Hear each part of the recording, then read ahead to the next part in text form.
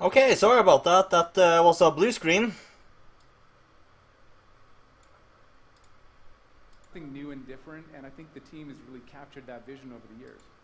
Your fans really love the stories from BioWare, but I think we're kind of curious how you're planning to make story work in this shared world. Sorry about that. So a great story for BioWare is really about characters that you can have a connection with, choices you get to make, and feeling like the story's about you.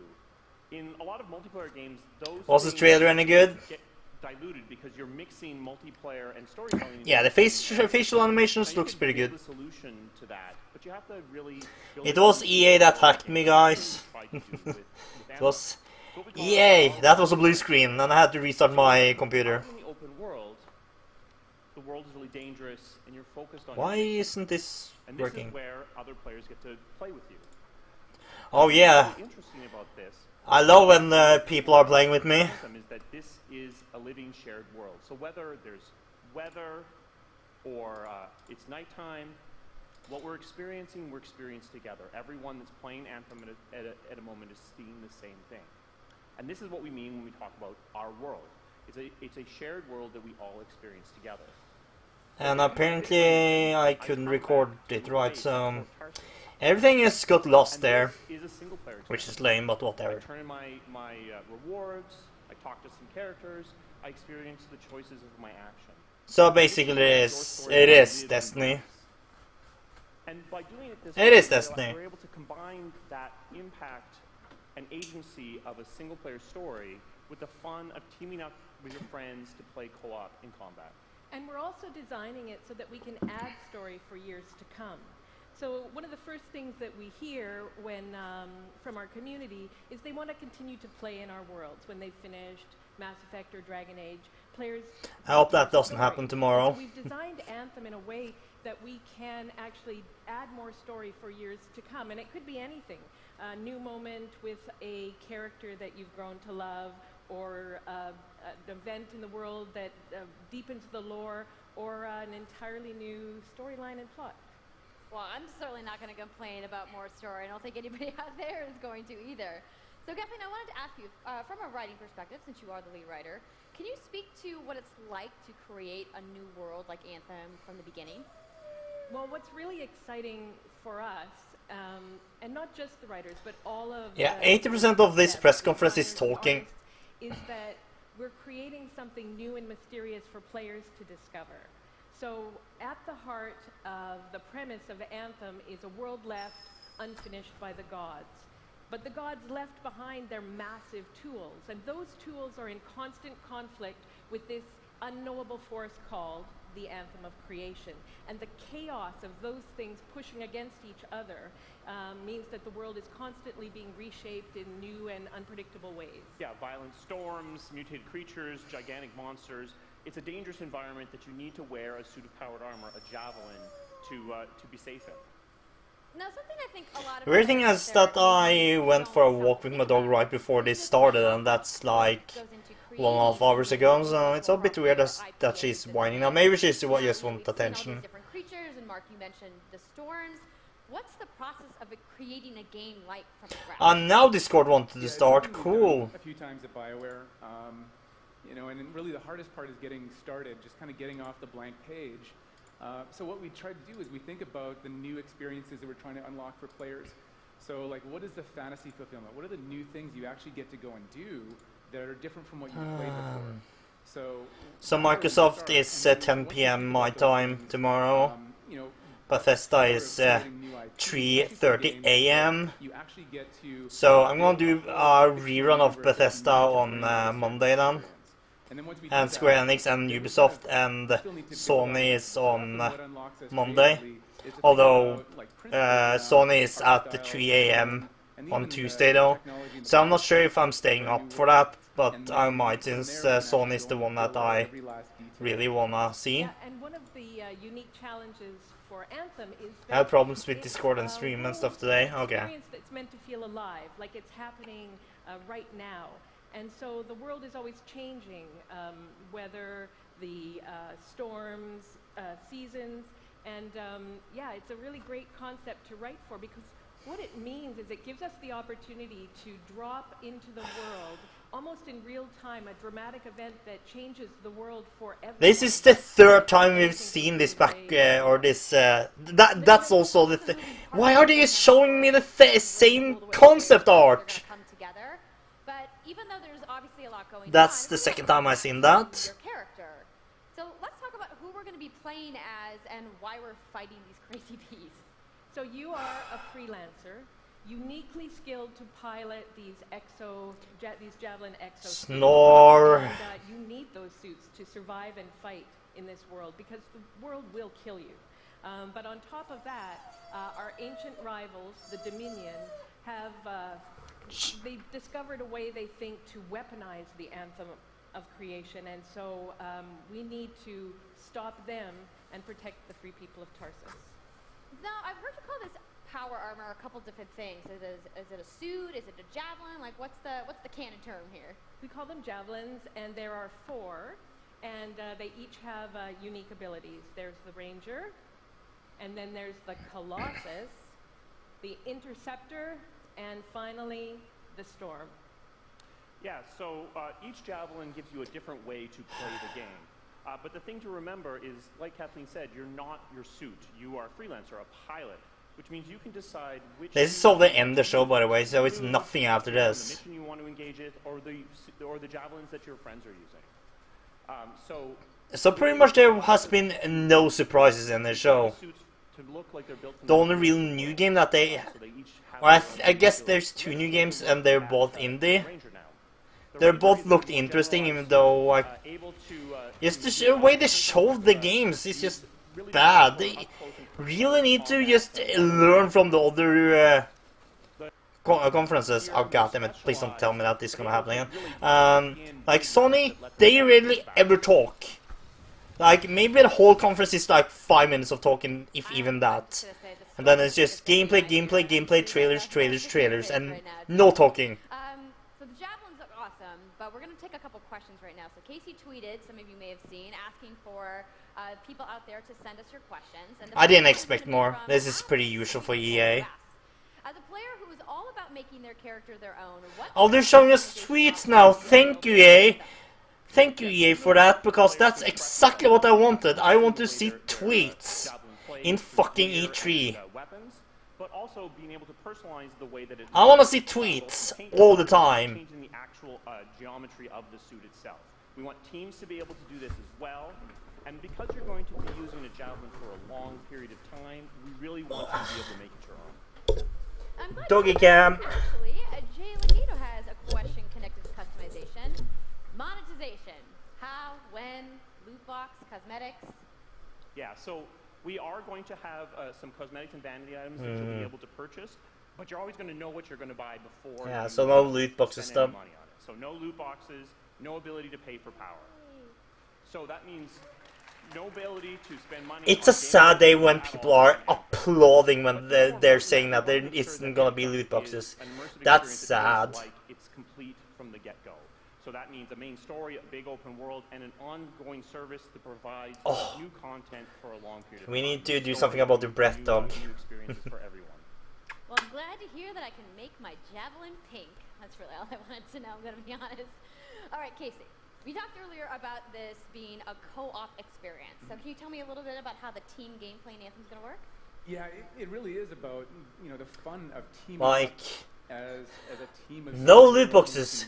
So, Applause. you want to get a few people together of different classes. So, you know, I think There shouldn't be any loot boxes to begin with. You know, just hammering people on the ground in gameplay. If we can have a look at that. Yeah, find some gameplay, and that's. Being really strong, you know, in melee combat. And then here you've got the Ranger shooting down from above, and then they're using combos and special abilities and stuff like that. But what I love is you don't just run around; you're swimming and flying as well.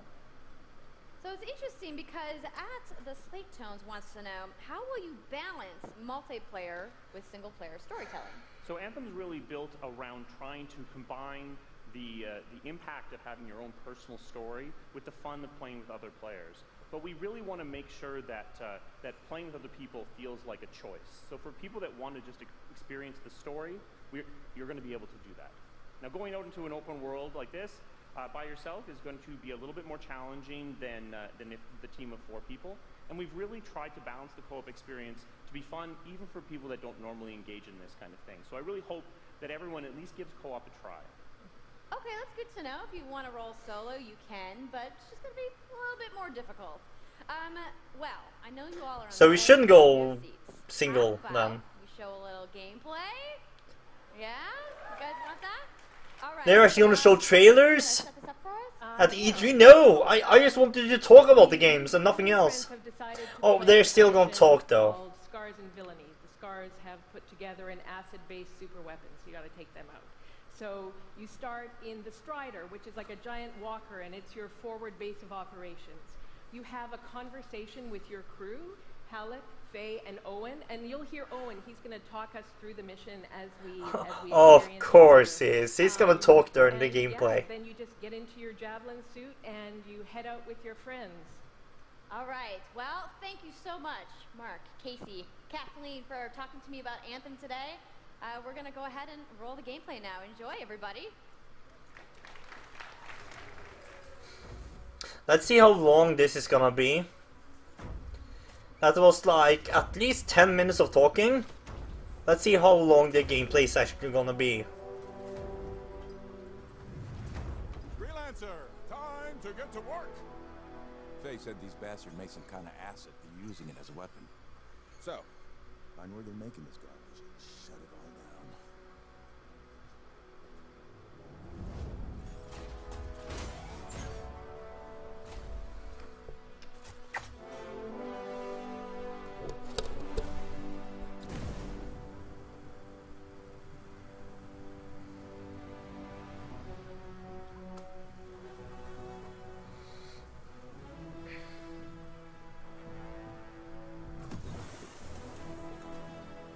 Owen, what's the plan here? Picking up loads of scars nearby. Take a look around the area, but be careful. Again, this just looks like Destiny, and nothing like really amazes me here. Now it's been a minute of gameplay.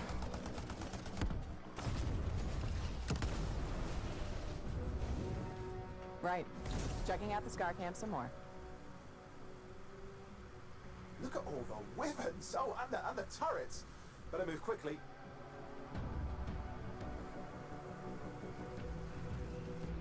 Like, nothing really amazes me here.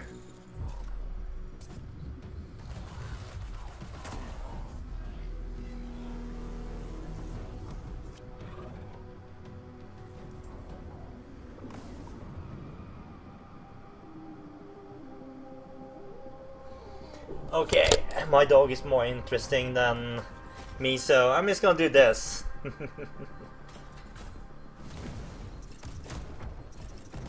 If you don't think it's that exciting to watch the actual gameplay, you can watch my dog instead, because she's sleepy and she wants attention. She's in heaven right now. There's a shaper relic. Wait, something's odd. Get a closer look, would you? See those radiant pieces of energy? They're echoes from the Anthem of Creation. Loads of scars nearby. Be careful.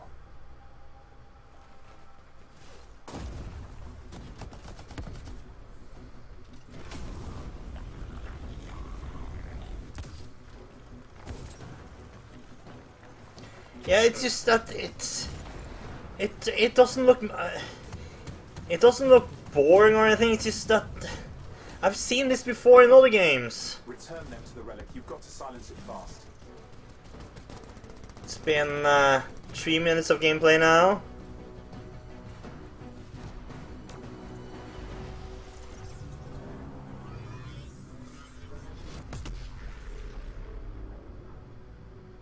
It's gone silent. Disaster averted. Do you think we get a bonus for... Wait, something's happening. What the hell was that? I think that was whatever laid all the eggs around here. The sound came from below your position.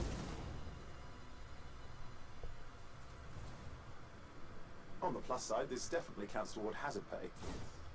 There's a trail of this acid gunk leading down. This guy that's talking just... He feels very familiar to me. Is he the guy that played Vision in the the Avengers movies. He sounds like that guy. I don't remember his name, the actor I mean.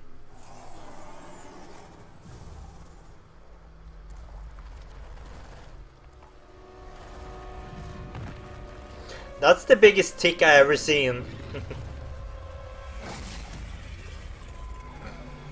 Was that supposed to be a jump scare?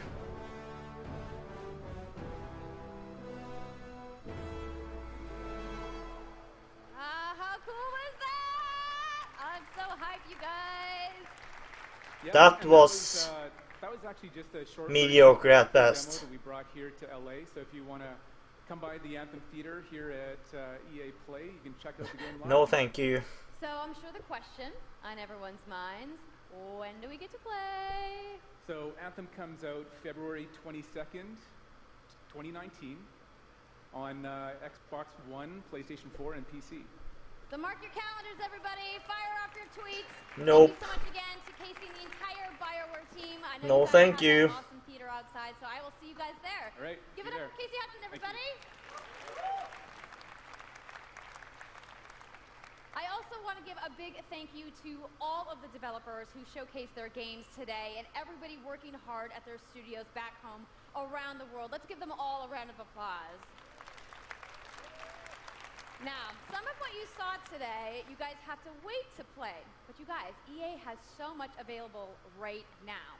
Now, for those of you keeping score, you can get your free trial of FIFA 18's World Cup today.